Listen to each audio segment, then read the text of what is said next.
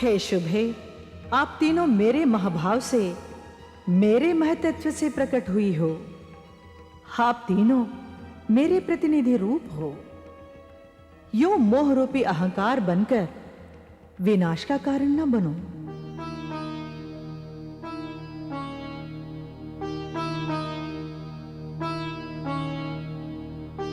अतः स्वयं के अस्तित्व को मेरी गति का भाव समझकर मुझ में समर्पित कर दो।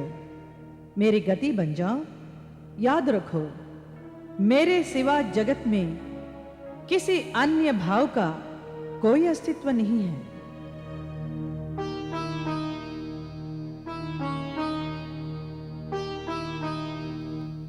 एको हम द्वितीयो नास्ति।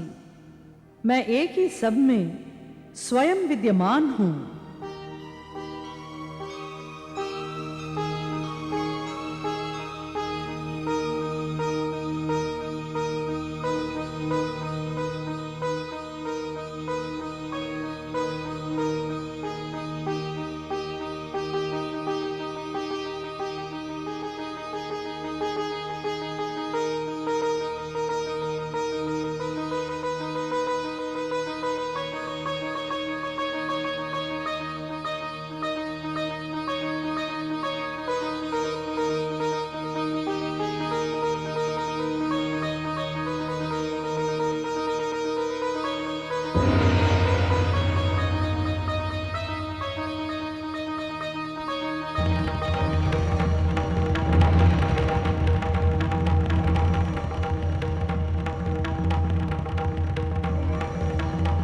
हे देवियों, नारद ने मेरी ही प्रेरणा से आपके अहंतत्व का नाश करने के लिए यह लीला रची थी, जिसमें आपके स्वामी भी मेरे सहायक थे।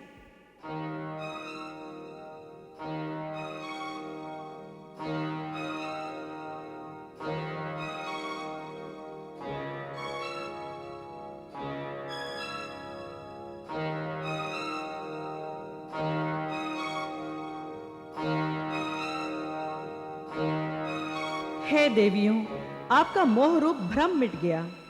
जाओ, संघर्ष में फंसे संसार को पुनः नव जीवन दो। जाओ।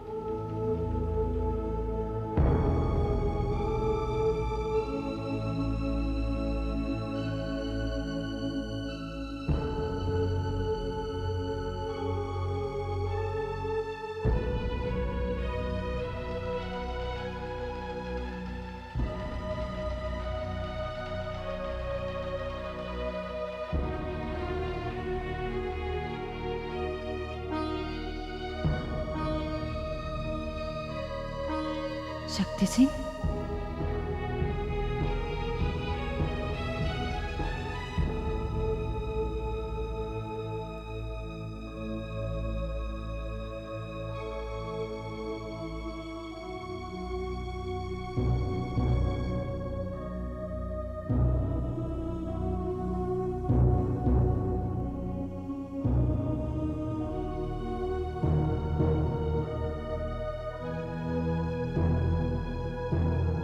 द्वारपाल, द्वार खोलो।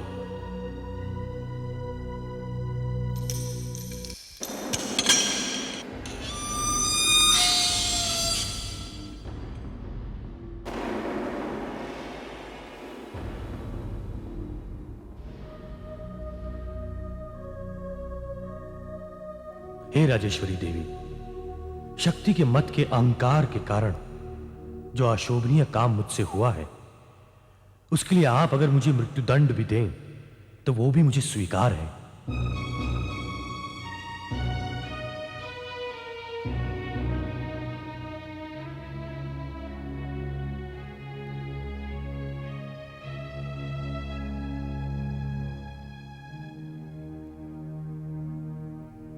हे देवी, आपके प्रति किए गए कुकर्मों का दंड मुझे मिलना ही चाहिए। हे वीरवर, पश्चाताप की अग्नि सारे पाप जला देती है और अपराधी मात्र आप ही नहीं, स्वयं मैं भी हूं। मैंने ही अपनी निजी सुरक्षा के स्वार्थ में आपसे झूठा प्रेम चाल रचा और उस चाल में स्वयं फंसकर यह कारागृह तक आ पहुंची। उसका दंड तो मुझे मिलना ही है। हे देवी, आप शीघ्र चले।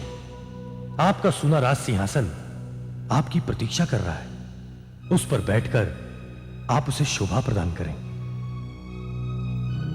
हे वीरवर, राज सिंहासन पर बैठने से पूर्व हमें निरपराध विद्यासागर को बंधन मुक्त करना है। वह हमारे पापों को क्षमा करेंगे, तभी हम राजपथ पर चैन की सांस ले सकेंगे। हाँ, यह अति आवश्यक है। किसी भी राष्ट्र का गौरव वहां के ज्ञान, विज्ञान, साहित्य के बल पर ही बढ़ता है।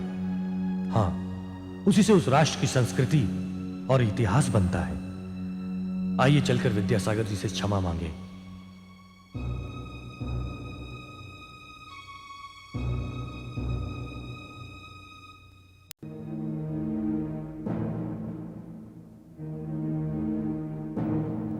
सैनिक, द्वार खोलो।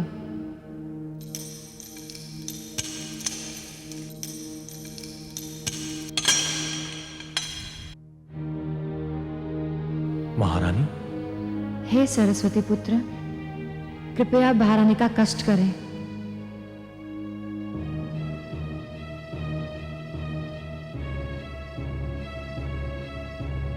प्रणाम सेनानायक। प्रणाम कविराज। प्रणाम महारानी। कविवर, आप मुझे अपराधिनी को प्रणाम कर रहे हैं? मैंने आपको इतना अपमानित और कठोर कारागृह में डालने का घोर पाप किया है, उस पर भी आप? नहीं देवी, पाप और पुण्य की बात तो बाद में आती है। सर्वप्रथम आप इस राज्य की राजराजेश्वरी हैं। आपको आदर देना मेरा पहला कर्तव्य है। और फिर जहां तक मेरे बंधन का प्रश्न है, तो देवी, कभी कभी पूर्व जन्म के पाप भी हमें बंधन भोगने पर विवश कर देते हैं। विद्या सदैव क्षमावान और विनयी होती है, यह मैंने आज अनुभव कर लिया है। हे कविवर, मैंने अपने वैभव के मद में आकर आपको बलपूर्वक प्रेम बंधन में बांधने का दुस्साहस किया है। मैं मूर्ख ही भूल गई थी कि प्रेम संबंध आपसी भावनाओं पर आधारित होता है, ना कि शासन की शक्ति के बल पर। आपने मुझे दृढ़तापूर्वक ठुकराकर अच्छा ही किया। मेरे अपराधों का दंड आप ही निर्धारित करें। हे देवी, विद्या को गर्व शोभा नहीं देता। मैं एक मूक गूंगे से विद्वान क्या बन गया? मुझे मिथ्या अभिमान हो गया था।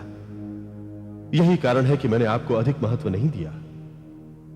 अब तो जब जागे तभी सवेरा समझना उचित है। हाँ, जैसे भटके राही को दिशा मिल जाए तो वो भटका नहीं कहलाता। जैसे सुबह का भूला अगर शाम को लौट आए तो वो भूला नहीं कहलाता। हम अपने अपने भ्रम से जाग गए हैं। सत्य वचन, जब जागो तभी सवेरा। हमें आपस में परस्पर संभाव रखना चाहिए। किसी को किसी के मस्तक पर अपने व्यक्तित्व को थोपना नहीं चाहिए। इसी में सुख एवं शांति है। आप जैसे किसी विद्वान ने सत्य कहा है, जहां ज्ञान, वैभव एवं शक्ति एक साथ वास करती हैं, स्वर्ग वही होता है। आप सच कह रही हैं राजलक्ष्मी जी। वैसा ही एक स्वर्ग हमें मिलकर इस राज्य को भी बनाना है।